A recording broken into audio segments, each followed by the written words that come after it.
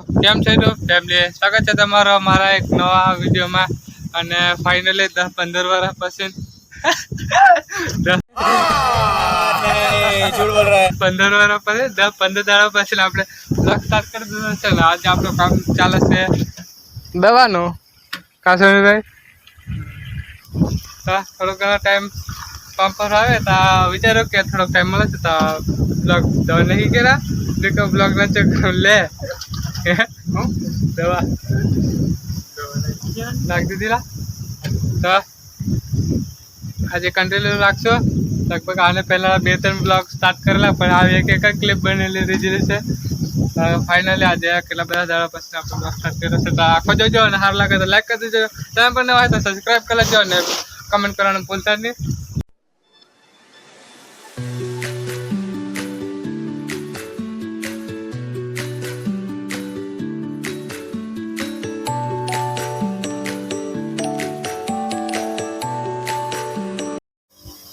અને કપાસની વાત કરો તો કંઈક આવો કપાસ છે અને બ્લોગ આપણે બહુ જલ્દી સ્ટાર્ટ કરી દીધો છે કારણ કે આ બાજુ બધી દવા છટાઈ ગઈ છે અને આટલામાં દવા બાકી છે અને આ છેલ્લા પંપ થશે અને તમારો કપા કેવો છે કમેન્ટ કરીને કહેજો એટલે મને ખબર પડે કે અમારો કપા કેવો છે. અને સુનિલભાઈ આવે છે પાછળ અને આ ભાઈ વાદળ થોડોક વરસાદનો માહોલ લાગે છે. હવે આ બાજુ 3 ને 3 5 6 જવા બાકી છે. ફાઇનલી અહીં તો આ ખેતર સરાઈ છે અને હમણાં આપણે જઈએ છે બીજા ખેતર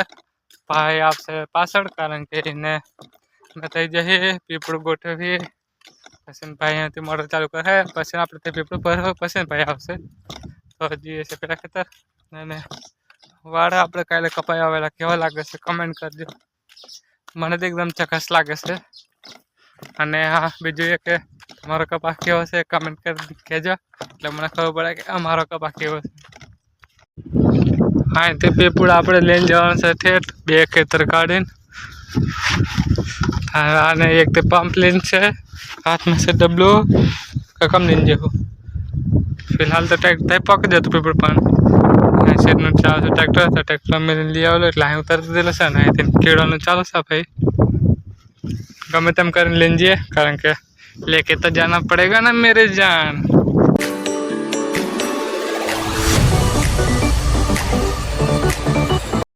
તો ફાઇનલી હમણાં બપોરનો ટાઈમ થઈ જશે 12:30 અને જે ખાવા અને જે ખેતર 10 આવેલા એ 11-4 સોઠે લગભગ અડધું ખેતર થઈ જાય તો જે છે ફિલહાલ તો ભયંકર વાળી ફૂક લાગી છે એટલે વાળે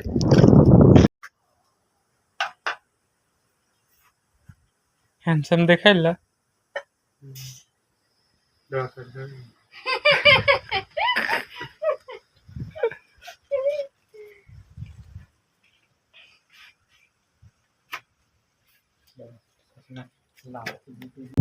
તો ફિલહાલ બપોરે ખાઈ બાઈને થોડોક આરામ કરવાનો હોય તો સેટ જેલો ખાવા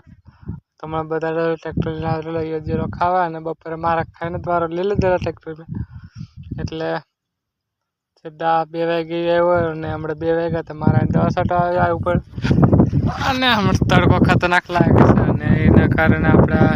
પીપળાનો થોડોક સોય હશે તો બહેરા છે ભાઈ જે રસે ગમે પાણી ભરવા અને ફિલહાલ તો તમે બધા કહેતા હે એના ખાસ બ્લોગ નહીં આવતા એમ તો એનું કારણ તે છે કે અહીંયા વગર ટાઈમનું કામ કરવું પડે છે કોક દાડા એટલે લાલથી રહેશે રોજ દાડાની તો હમણાં વરાતની બીકે કામ ચાલે જ છે કારણ કે વરાત થતા ટ્રેક્ટર બેક્ટર ફરી જાય વહરા નીંદાઈ જાય એમ અને નીંદાઈ ગયેલું હોય તો પાછું એવું થાય કે આમ બીજા ખેતરમાં જે રહે તો વરાત પહેલાં નીંદી કાઢે એમ અને ખેતરમાં આંખ નાખેલું હોય તો વરાત પાછા જે રહે તો પાછો વરાત આવે પહેલાં પાછા આંખ નાખે આંખ એવું થઈ ગયેલું હોય તો ફિલહાલ તો એવાને એવું ચાલે છે એટલે આપણા ખાસ વ્લોગ નહીં આવતા અને આજે બહુ ટ્રાય કરે છે આપણે વ્લોગ બનાવવાની તો સ્ટાર્ટ તો છે થવાનો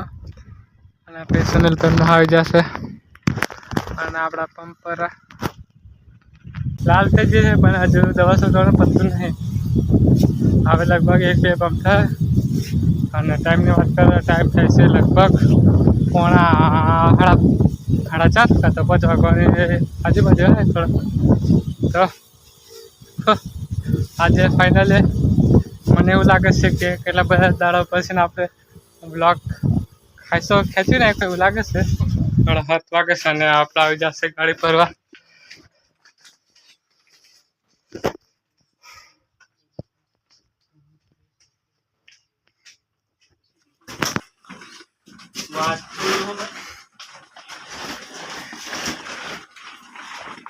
ગાડી પડતી દિવસે હાઈટ ગોઈનો અને આવે જઈએ છે મેં અને સુનિલભાઈ ખાલી કરવા એવો પાર્ક બોટાસની નજીક. અરે વાહ વિશ્વ તું મને ગાયક આવાજ તો મારાથી છુપાવી એ કહેવાનો મોકો જ ના મળ્યો. અરે મોકો મળે નહીં ઝડપી લેવાનો હોય અને આનાથી સારો મોકો શું મળશે તો થઈ જાય આજે એક તો ફિલહાલ આખી ગાડી ખાલી કરી નાખી છે અને આપણી હાલત થઈ ગઈ છે એકદમ ખરાબ. ગરમી ખતરનાક પડે અને ભાઈ ખતમ છે ગરમી ખતરનાક એકદમ. અહીંયા પંખે બેહરા છે ત્યાં આટલી ગરમી જો નાહવાની જરૂર જ નહીં.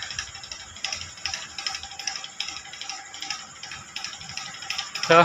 ગાડી કાલ થઈ જશે ને આવજો હું લાઠીદર 33 ભરવાની છે પાસે.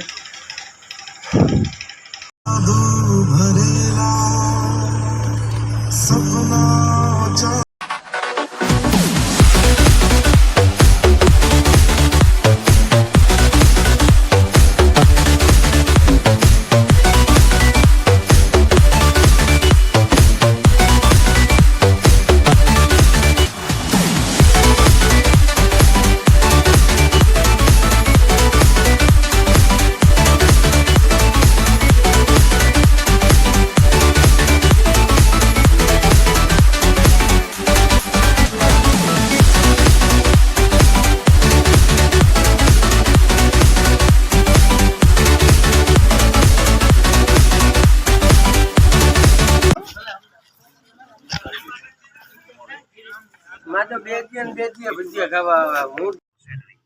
आपको मैं आगे वीडियो में ऐसी नौकरियां दिखाता हूँ जहाँ पर लोग लाखों की सैलरी के लिए अपनी जान को जोखिम में डालते हैं। तो चलिए वीडियो को स्टार्ट करते हैं।